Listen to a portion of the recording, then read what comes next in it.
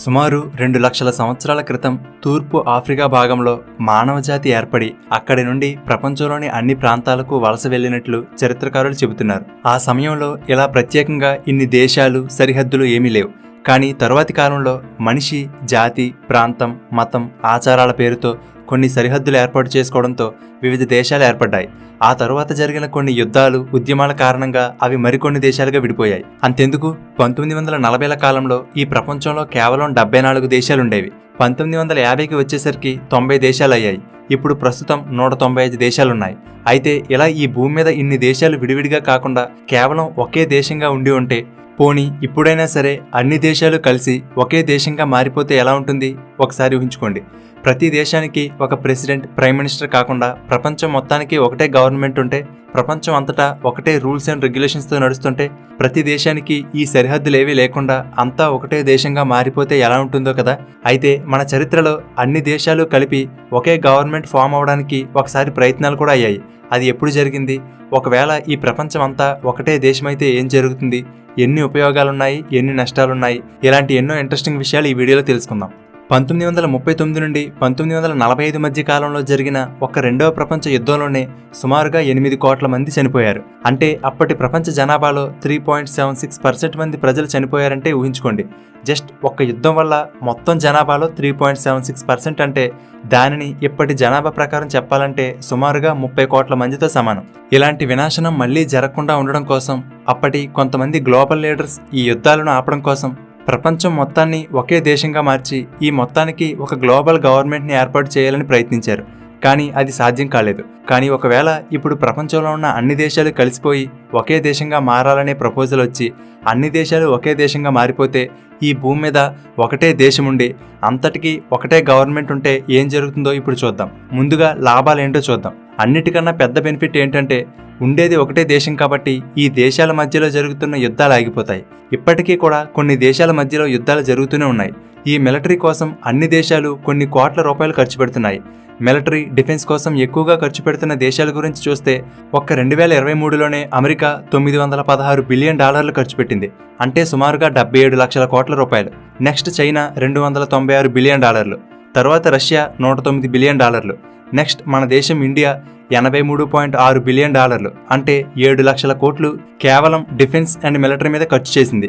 ఇలా ప్రపంచంలో ఉన్న అన్ని దేశాలు కలిసి ఒక్క 2023లోనే మిలిటరీ కోసం ఖర్చు పెట్టింది ఎంతో తెలుసా?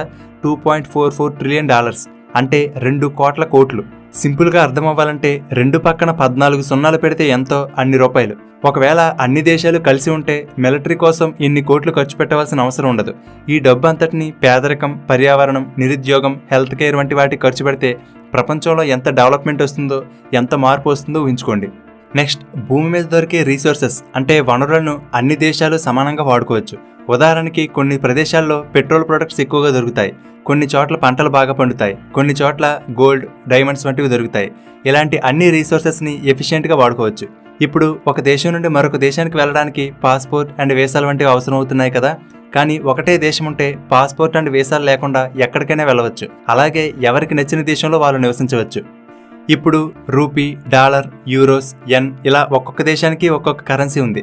కానీ ప్రపంచమంతా ఒకటే దేశం ఉన్నప్పుడు ప్రపంచమంతటికి ఏదో ఒకటే కరెన్సీ ఉంటుంది. అప్పుడు ప్రపంచంలో ఎక్కడి నుండి ఎక్కడికైనా ఈజీగా మనీ పంపుకోవచ్చు. ఇప్పుడు ఉన్నట్లుగా currency exchange charges, extra transaction charges ఏమీ ఉండవు. సో బిజినెస్ చేయడం ఈజీగా ఉంటుంది. ఇప్పుడు ఒక దేశంలో తయారైన వస్తువులు మరొక దేశానికి పంపడానికి అంటే ఇంపోర్ట్స్ అండ్ ఎక్స్పోర్ట్స్ చేయాలంటే కస్టమ్ డ్యూటీ లేదా ఇంపోర్ట్ ట్యాక్స్ వంటివి పే చేయాలి. ఒకే దేశం అయితే ఈ ఛార్జెస్ ఏవి ఉండవు కాబట్టి చాలా వస్తువులు చాలా తక్కువ ధరకే లభిస్తాయి. ప్రపంచంలో ఎక్కడ తయారైన వస్తువులైనా ఎక్కడైనా అమ్ముకోవచ్చు. అలాగే సునామీలు, తుఫాన్లు వంటి ప్రకృతి వైపరీత్యాలు కానీ లేదా కరోనా వంటి పాండమిక్ కానీ ఇలాంటి ఎన్నో సమస్యలు వచ్చినప్పుడు ప్రపంచమంతా ఒక యూనిఫైడ్ ఫోర్స్గా ఒక్కటిగా ఏర్పడి ఆ సమస్యను ఈజీగా సాల్వ్ చేయవచ్చు. ఉదాహరణకి మనందరినీ సూర్యుడి నుండి వచ్చే యూవీ రేస్ నుండి రక్షిస్తున్న ఓజోన్ లేయర్ పలచబడుతుందని, దానికి కారణం అప్పట్లో రిఫ్రిజిరేటర్స్, ఫైర్ రిటార్డెంట్స్లో ఎక్కువగా వాడే క్లోరోఫ్లోరో కార్బన్స్ వలన ఇది జరుగుతుందని సైంటిస్టులు గుర్తించారు. అప్పుడు 1987లో ప్రపంచంలో ఉన్న అన్ని దేశాలు కలిసి ఈ CFCలను ఇక వాడకూడదని ఒక అగ్రిమెంట్కి వచ్చాయి. అప్పుడు తీసుకున్న ఆ నిర్ణయం వల్ల ఇప్పుడు ఓజోన్ లేయర్ మళ్ళీ మెల్లగా రికవర్ అవుతుంది. ఈ విధంగా ప్రపంచానికి పర్యావరణానికి ఉపయోగపడేవి ఏవైనా ఉంటే వాటిని వెంటనే అమలు చేయవచ్చు. ప్రపంచంలో ఉన్న అన్ని దేశాలు కలిసి పనిచేస్తే టెక్నాలజీ ఇంకా వేగంగా అభివృద్ధి చెందుతుంది. ఉదాహరణకి NASA, ISRO, European, Russian space agency వంటి పెద్ద పెద్ద ఆర్గనైజేషన్లన్నీ కలిసి వర్క్ చేస్తే స్పేస్ ఎక్స్ప్లోరేషన్ ఇంకా వేగంగా జరుగుతుంది. ఒక్కొక్క దేశం దగ్గర సీక్రెట్గా ఉన్న నాలెడ్జ్ అంతా షేర్ అవుతుంది. ఇప్పటికీ చాలా దేశాల్లో తినడానికి సరైన తిండి లేక లేదా మాల్ న్యూట్రిషన్ కారణంగా ఎంతోమంది ప్రజలు చనిపోతున్నారు. అలా కాకుండా అంతా ఒకటే దేశమైతే ఎక్కువ వెల్త్ క్రియేట్ అవుతున్న ప్రాంతంలో ఉన్న సంపదని కొంత అందరికీ సమానంగా కనీస అవసరాలు తీరేలా ఏర్పాట్లు చేయవచ్చు. అంతా ఒకటే దేశం కాబట్టి ఎవరికి ఎవరి మీద ద్వేషం ఉండదు. ఎటువంటి భేదభావాలు లేకుండా ప్రపంచమంతా స్ట్రాంగ్ అండ్ పీస్ఫుల్గా ఉండవచ్చు. ఇప్పుడంటే వేరే దేశంలో జాబ్ చేయాలంటే వీసాలు, పర్మిషన్లు కావాలి. కానీ ఒకటే దేశమైతే జాబ్ కావాలనుకున్న వారు ఎవరైనా ఎక్కడికైనా వెళ్ళి జాబ్స్ చేసుకోవచ్చు. వాళ్ళ టాలెంట్కి తగ్గ జాబ్స్ ఈజీగా వెతుక్కోవచ్చు. అయితే ఎప్పుడైనా ప్రపంచంలో ఎక్కడైనా సరే జాబ్స్ రావాలంటే స్కిల్స్ తప్పనిసరిగా ఉండాలి. కోడింగ్ జాబ్స్ వద్దు, బట్ హై శాలరీస్ కావాలనుకునేవారు UI, UXలో కెరీర్ స్టార్ట్ చేసి గ్రో అవ్వచ్చు. మనం డైలీ యూజ్ చేసే ఇన్స్టాగ్రామ్, యూట్యూబ్, గూగుల్ వంటి సైట్స్ అండ్ యాప్స్కి ఎందుకు ఎడిక్ట్ అవుతామంటే వాళ్ళు ఇచ్చే user experience and user interface వల్ల. ఇంటర్నెట్ ఉన్నంతకాలం ఈ UI, UX స్కిల్స్కి డిమాండ్ ఉంటుంది. AI వచ్చాక వీటికి ఇంకా డిమాండ్ పెరిగింది. ఫ్రీ రీసోర్సెస్ ఎన్ని ఉన్నా స్ట్రక్చర్డ్ ప్రోగ్రామ్స్ కొన్నే ఉంటాయి. అందులో HCL గ్రూప్ కంపెనీ అయిన గువి వాళ్ళు ప్రొవైడ్ చేస్తున్న UI, UX డిజైన్ ప్రోగ్రామ్ ఒకటి. వీళ్ళకి అప్స్కిల్లింగ్లో గిన్నిస్ వరల్డ్ రికార్డ్ కూడా ఉంది. గూగుల్, అమెజాన్ అండ్ మైక్రోసాఫ్ట్ వంటి టాప్ కంపెనీలతో వీళ్ళకి పార్ట్నర్షిప్స్ ఉన్నాయి. UI, UX నేర్చుకున్నాక మీరు ఈ జాబ్ రోల్స్ అన్నిటికీ అప్లై చేసుకోవచ్చు. ఈ స్కిల్స్ నేర్పించడమే కాకుండా వీళ్ళు రియల్ టైం ప్రాజెక్ట్స్ కూడా డెవలప్ చేయిస్తారు. మాక్ ఇంటర్వ్యూస్ పెట్టి జాబ్ అసిస్టెన్స్ కూడా ఇస్తున్నారు. ఇక్కడ మనకు నచ్చిన కోర్సుని తెలుగు, తమిళ్, హిందీ, ఇంగ్లీష్ ఇలా మన నేటివ్ లాంగ్వేజ్లో నేర్చుకోవచ్చు. Top industry experts and IIT alumni ద్వారా డిజైన్ చేసినవి కాబట్టి ఇండస్ట్రీ ఎక్స్పర్ట్స్ నుండి మెంటరింగ్ ఉంటుంది.